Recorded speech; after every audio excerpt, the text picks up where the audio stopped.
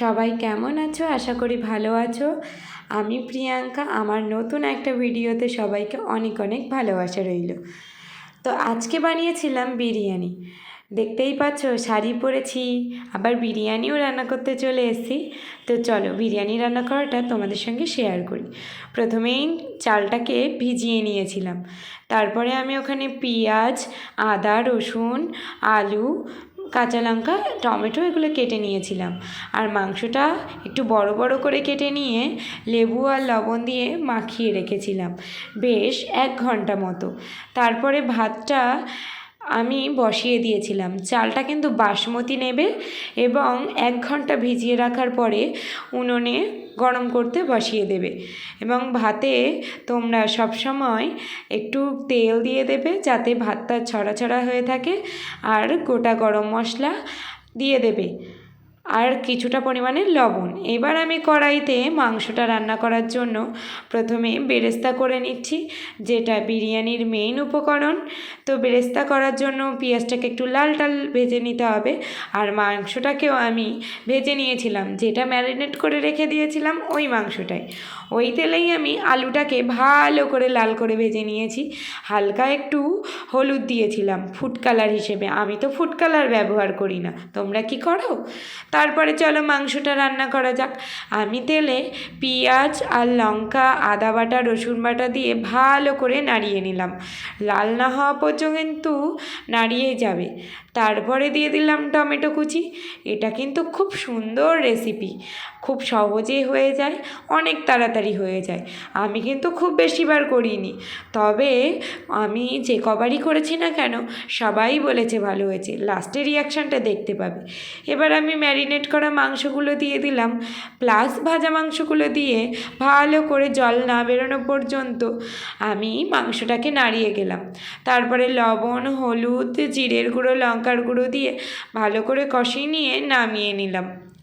একটু জলটা অল্প পরিমাণে দেবে, কষানোটা যত ভালো হবে তোমার বিরিয়ানির টেস্টটাও সুন্দর হবে। এদিকে ভাতটা ঝরিয়ে নিয়েছিলাম, আর এখানে বিরিয়ানি যা যা লাগবে সেগুলো নিয়ে নিয়েছিলাম।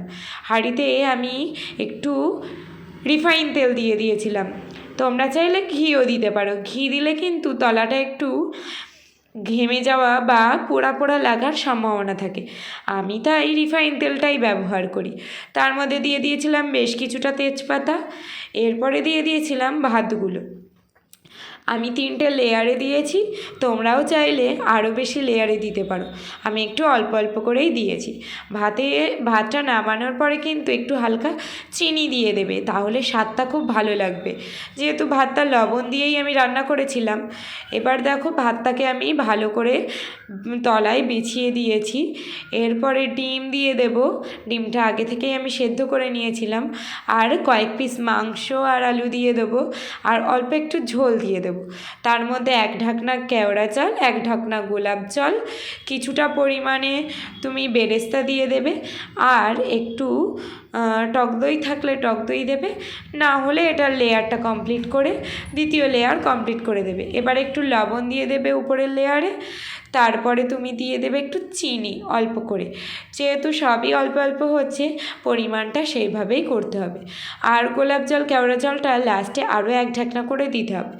মোট 1 কেজি চালে 2 ঢাকনা দিতে হবে কেওড়া জল, গোলাপ জল। আর এটা হচ্ছে আমার স্পেশাল একটা ট্রিট, এটা হলো দুধ। আমুল দুধটা গরম জলে গুলে আমি উপর থেকে দিয়ে দিয়েছিলাম। এবার দেব আমি, বলো তো কি মেন জিনিসটা, হ্যাঁ, বিরিয়ানির মশলাটা এবার আমি এখানে দিয়ে দেব। বিরিয়ানির মশলাটা তোমরা কিনতেও পেয়ে যাবো বাজারে, এবং তা তোমরা যদি মনে করো বাড়িতেও বানিয়ে নিতে পারো। শাহাজিরে, শাহামরিচ, জায়ফল, জয়িত্রী, গোটা গরম মশলা এগুলো বেটেও তোমরা করতে পারো। এবার তাহলে ঘি আর বিরিয়ানি মশলাটা দেওয়া যাক। তারপরে দিয়েছিলাম মেন জিনিস, মিঠা আতর, যেটা না দিলে বিরিয়ানিটা অসম্পূর্ণই থেকে যাবে। ভালো করে আটকিয়ে একটু দম দিয়ে নামিয়ে নিলেই রেডি বিরিয়ানি। খুব সুন্দর লাগে খেতে। যারা প্রিয় তারা তো জানোই, যারা প্রিয় না তারাও খেতে পারবে। আর আমি একটু স্টাইল দিয়ে এটা নাড়িয়ে দেখছিলাম। তোমরা মোটামুটি 1 ঘন্টা মতো এটা উনুনের জালে বা গ্যাসের চুলোয় বসিয়ে রাখবে। দেখো কত সুন্দর হয়েছিল। এর সঙ্গে ছিল, তাহলে এবার নিজের প্রিয় মানুষের কাছ থেকে রিভিউটা নেওয়া যাক। ও কিন্তু খেয়ে খুব ভালো হয়েছে বলেছিল। আর এটা খাচ্ছিল আমার বোন। দেখো রিয়াকশানটা কত সুন্দর। দেখা হচ্ছে নেক্সট ভিডিওতে। সবাই ভালো থেকো, সুস্থ থেকো।